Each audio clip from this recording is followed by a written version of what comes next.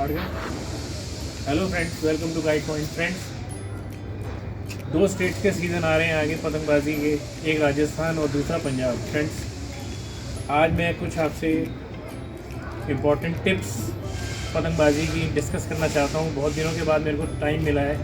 Belated sorry, मैं कई दिन से वीडियो बना नहीं पा रहा था। तो फ्रेंड्स, आज मेरे हाथ में एक पतंग है और साथ में सद्दी की चरखी। फ्रेंड्स, कुछ बातें मैं आपसे डिस्कस करना चाहता हूँ। बहुत अच्छा लगता है अपना इतने सालों का एक्सपीरियंस आपसे शेयर करने में। फ्रेंड्स, बेसिकली आज का वीडियो बिगिनर्स के लिए है जो कि पतंग उड़ाना अभी स्टार्ट कर रहे हैं, जिनको बड़ी दिक्कत का सामना करना पड़ता है, कुछ प्रॉब्लम्स फेस करते हैं वे लोग। तो स्टार्ट करते हैं आज का वीडियो और कुछ टिप्स मैं बताता हूँ आपको बिगिनर्स को कि जो काइट फ्लाइंग में उनकी बहुत मदद करेगी। और ये बड़ी इंपॉर्टेंट टिप्स भी हैं कि जिससे काइट फ्लाइंग में उनका रुझान भी बढ़ेगा, क्योंकि आजकल के मॉडर्न डेज़ में पतंगबाजी बहुत कम होती जा रही है। तो मैं चाहता हूँ कि कुछ लोगों का इंटरेस्ट इस चीज़ में बढ़ेगा तो फिज़िकल एक्टिविटी को बढ़ावा मिलेगा। तो फ्रेंड्स, चलिए स्टार्ट करते हैं। फ्रेंड्स, सबसे पहले हमें पता करना पड़ता है छत पे आगे की हवा कितनी तेज़ है, क्या एक फोर्स है हवा की, एक स्पीड क्या है, जिस हिसाब से हम अपनी पतंग को चुन सकें। फ्रेंड्स, मैं बता दूं कि सबसे पहले हमें इस बात को जान लेना बहुत ज़रूरी है कि छत की काइट फ्लाइंग में हमेशा हमें मंझोली पतंग को या मैक्सिमम अद्धी पतंग को चुनना चाहिए। ज़्यादातर लोग सीज़न में पतंग उड़ाते हैं तो ये 2 साइज़ मैक्सिमम होते हैं इस पतंगबाजी में। और अगर इससे बड़े साइज़ की पतंग सिर्फ फेस्टिवल्स में उड़ती है या पौना साइज़ जो होता है सिर्फ शौकीन लोग उड़ाते हैं, क्योंकि ये बहुत लॉन्ग रेंज की पतंगें होती हैं।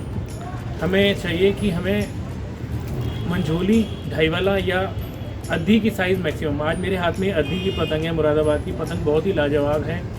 हमने इसकी टेस्टिंग कर रखी है। फ्रेंड्स, कन्ने बांधना तो मैं ऑलरेडी सिखा ही चुका हूँ और टेपिंग करना भी मैं ऑलरेडी सिखा चुका हूँ। लेकिन मैंने अभी इस पतंग को जो चुना है, मैंने सिर्फ कन्ने बांधे हैं, मैंने इसकी टेपिंग नहीं कर रखी है, क्योंकि हम इसे बहुत लॉन्ग रेंज पर उड़ाएंगे नहीं। लॉन्ग रेंज उड़ाने के लिए हमें टेपिंग की ज़रूरत होती है।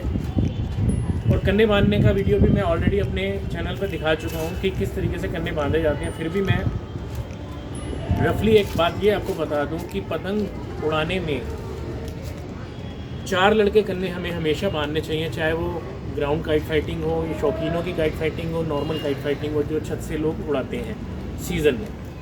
4 लड़के करने का मतलब होता है कि हमें कभी भी सद्दी का, मैं बता देता हूँ कि 4 लड़के करने होते क्या हैं। फ्रेंड्स, हमें चाहिए कि हमेशा सद्दी से ही कन्ने बांधें, क्योंकि सद्दी का कन्ना कभी भी रगड़ खा के टूटता नहीं है। मांझे के कन्ने बांधने में कई बार रगड़ खा के टूट जाता है।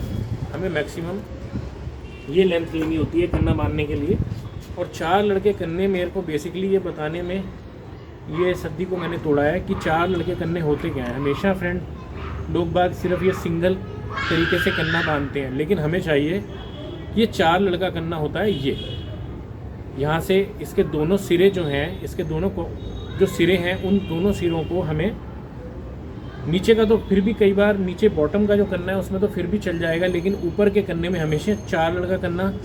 इसके बाद आप जितनी भी लंबी रेंज की काइट फाइटिंग कर लें या जितना भी लंबा अपनी पतंग को ले जाएं, पतंग का कन्ना कभी टूटेगा नहीं। पतंग का कन्ना पेच लड़ाते हुए टूट जाए या उड़ाते हुए टूट जाए तो बहुत मूड ख़राब हो जाता है। और लंबी रेंज के अंदर तो मैक्सिमम काइट फ्लायर्स जो है बहुत अच्छे कन्ने बांधते हैं। तो ये अच्छे कन्ना बांधने में हमें 4 लड़का कन्ना बांधना ही चाहिए, चाहे वो छत से ही उड़ा रहे हों। तो फ्रेंड्स, ये तो रही कन्ना बांधने की बात। ये हमने 4 लड़का कन्ना ही बांधा है अपनी काइट में। ये कन्ना हमने 4 लड़का बांधा है। अब हम इस पतंग को कितना भी लंबी रेंज पे भेज सकते हैं। उसके बाद फ्रेंड्स, हमें पता करना होता है कि हमारी पतंग उड़ाने के बाद हमारे कहने में है या नहीं, क्योंकि अच्छी काइट फ्लाइंग का मज़ा तभी आता है कि जब हमारी पतंग हमारे कहने में होती है। इसके लिए हमें सबसे पहले मांझा बिना लगाए मांझे को, हमें मांझे की चरखी हम स्पेयर रख सकते हैं। हालांकि मैं छत पे लेके नहीं आया हूँ, पर मैं फिर भी बता रहा हूँ आपको। ये टिप्स हैं कुछ जो मेरा एक्सपीरियंस है पर्सनल। तो फ्रेंड्स, सबसे पहले हमें इस पतंग को चेक करना होता है। चेक करने में भी मैंने एक वीडियो बना रखा है, पर फिर भी एक बार दोबारा से बना लेते हैं। इस बात को मैं दोबारा दोहरा लेता हूँ कि पतंग हमेशा हमारे कहने में होगी तो काइट फाइटिंग में भी बहुत अच्छा रहेगा और फ्लाइंग में भी मज़ा दुगना हो जाएगा। तो चलिए फ्रेंड, इस पतंग को अब टेस्ट कर लेते हैं। सबसे पहले हमें सद्दी की चरखी लेकर पतंग को चेक कर लेना चाहिए। आज हवा पछाई हवा है, पश्चिम से पूर्व की तरफ को पछाई हवा कहते हैं और पूर्व से पश्चिम को पूर्वी हवा कहते हैं। उड़वाई कहते हैं। तो चलिए आज हम पतंग छोड़ते हैं इसको।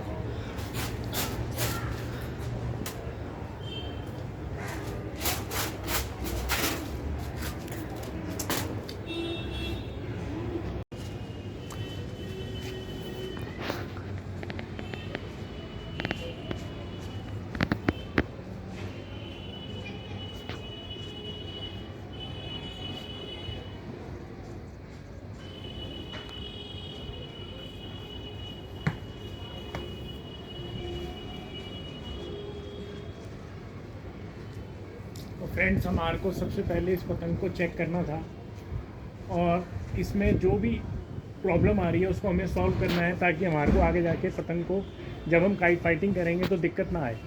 तो चलिए फ्रेंड्स, इस पतंग को हम एक बार चेक कर लेते हैं चारों तरफ फेर के।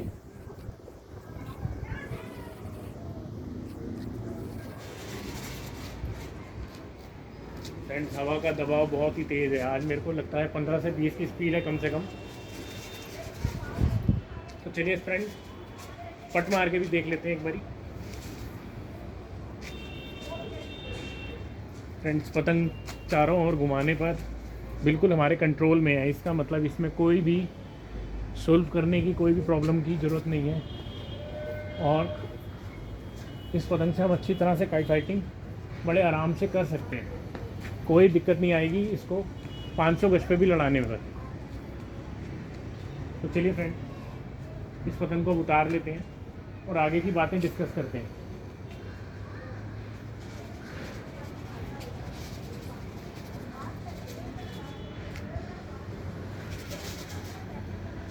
आप देख सकते हैं कि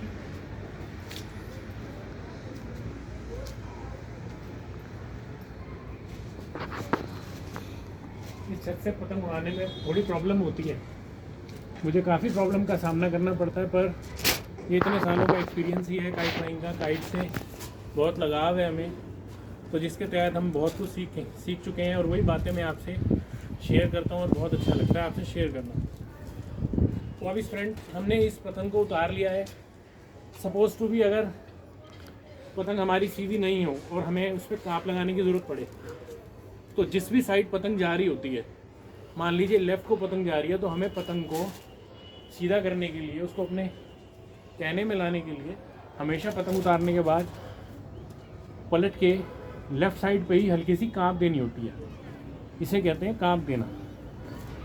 और अगर राइट साइड पे अगर हमारी पतंग बल खा रही है, तो हमारे को राइट साइड पे यही सेम प्रोसीजर करना होता है।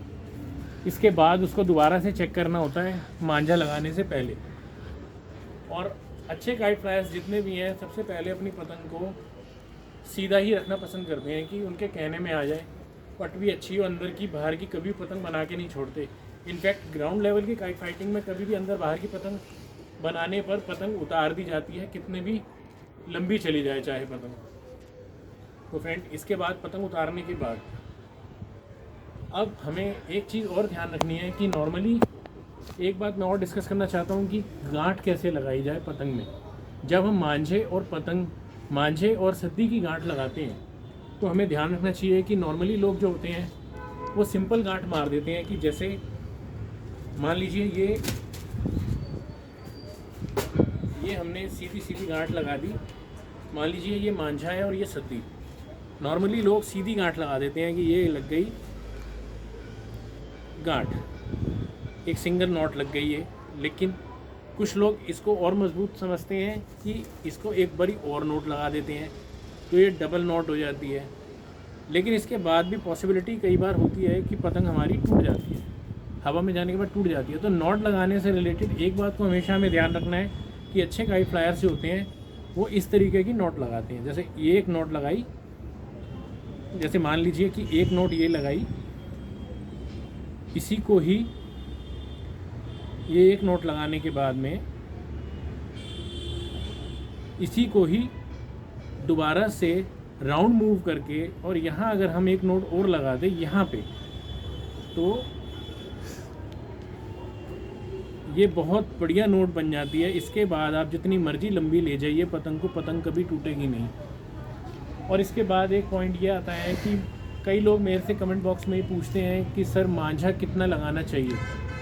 देखिए मांझा लगाने से रिलेटेड अगर मेरा जो एक्सपीरियंस है वो ये कहता है कि हमें जितनी भी हमने लंबी काइट फ्लाइंग करनी है कम से कम उसका 3/4 3/4 यानी कि अगर 100 गज पतंग उड़ानी है तो कम से कम हमें 75 गज मांझा रखना चाहिए और 25 गज सद्दी पे आनी चाहिए। सद्दी बेसिकली हमारे हाथों के बचाव के लिए होती है, लेकिन पतंग लड़ाने के लिए मांझा ज़रूरी होता है। और कई बार झोल पकड़ने के लिए कोई भी ओपोनेंट हमारे काफ़ी अंदर तक चला आता है, तो हमें बाद में अगर हमारी पतंग अगर सद्दी से वो खींच जाता है या हमारी पतंग सद्दी पे आ जाती है तो हमें बड़ा अफसोस होता है कि क्यों ना यार मांझा भी था तो हमने मांझा पूरा क्यों नहीं लगाया। मांझा लगाने में कभी कंजूसी नहीं करनी चाहिए, कम से कम 3/4 पार्ट मांझे का लगाना चाहिए। तो फ्रेंड अब रही उतारने की बात पतंग को। जब पतंग हम उतारते हैं तो हमें ज़्यादातर पतंग को किसी सपोर्ट के साथ में, अगर हमारे पास में कोई एक बंदा एक हमारे सपोर्ट में अवेलेबल है तो उसका साथ ले लेना चाहिए। अदरवाइज़ हमारे को एक दूसरा तरीका है पतंग में से डोर उतारने का, पतंग चढ़ी हुई पतंग को वापस उतारने का। अगर हम अकेले हैं तो हमारे को ये तरीका हमें अपनाना चाहिए कि इन हमारी फिंगर्स में इस पोर्शन में इस तरीके से हमारे को चरखी को पकड़ लेना चाहिए और वापस उतारते हुए इस तरीके से वापस उतार लेनी चाहिए। चलिए एक बार हम करके भी दिखा देते हैं आपको कि ये प्रैक्टिकली होता कैसे है। इसमें आपको किसी भी सपोर्ट की ज़रूरत नहीं पड़ेगी। अगर आप सिंगल हैंड भी हैं तो आप हमेशा आराम से पतंग को उतार पाएंगे, कोई दिक्कत नहीं है। और हाँ, ये चरखी लपेटना भी एक तरीका होता है फ्रेंड्स। कई बार मैंने देखा कि कई लोग जो होते हैं चरखी को उतारते समय, चरखी लपेटते समय जो है छत की डोर को सीधा सीधा ऐसे ऐसे लपेटने लग जाते हैं।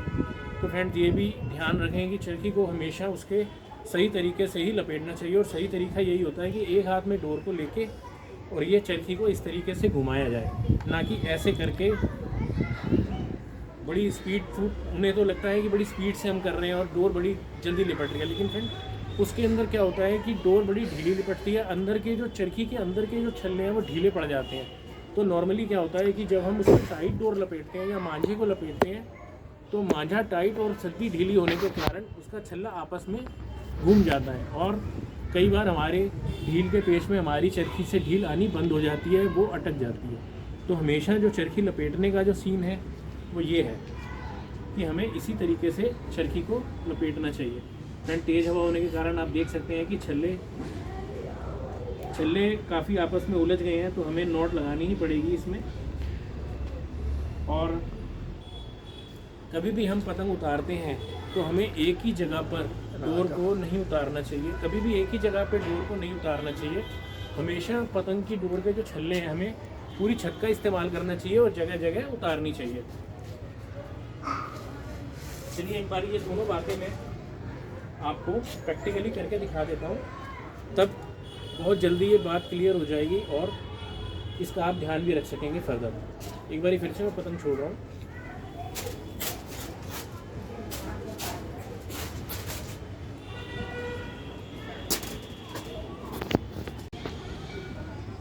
चलिए फ्रेंड्स, सपोज टू भी अगर हम अकेले हैं तो हमें पतंग कैसे उतारनी है। लंबी पतंग को हमें उतारने में कोई तकलीफ नहीं होगी। हमें इन फिंगर्स को मैं प्रैक्टिकली दिखा रहा हूँ कि इन फिंगर्स को हमें ऐसे रोल्ड करना है और इस अंगूठों में और फिंगर में हमारे जो गैप होता है इसको इस तरीके से यूज़ करना है, तो पतंग आसानी से उतर जाएगी, कोई भी प्रॉब्लम नहीं होगी। ये आप देख सकते हैं कि पतंग अपने आप खींची चली आ रही है, मेरे सिर्फ हाथ ही काम कर रहे हैं और इसमें बहुत अच्छे से कंट्रोल करना है आपको पतंग को। और फ्रेंड अगर आपके पास सपोर्ट में कोई और आप उसके हाथ में चरखी है और वो लपेट रहे हैं, आपके सपोर्टिंग में जो भी बंदा है अगर वो लपेट रहा है तो हमें इस चीज़ का ध्यान रखना है कि या तो उसके साथ साथ ही पतंग उतारनी है जिस स्पीड से वो लपेट रहा है, और अदरवाइज फिर हमारे को जब छत का यूज़ करना है डोर को लपेटने में तो हमारे को जगह जगह ये छल्ले बनाने, ना कि एक ही जगह। इससे कभी भी आपको कोई परेशानी नहीं होगी, डोर कभी उलझेगी भी नहीं। तो चलिए फ्रेंड एक बार फिर इस पतंग को उतार देते हैं, जूम कर ले।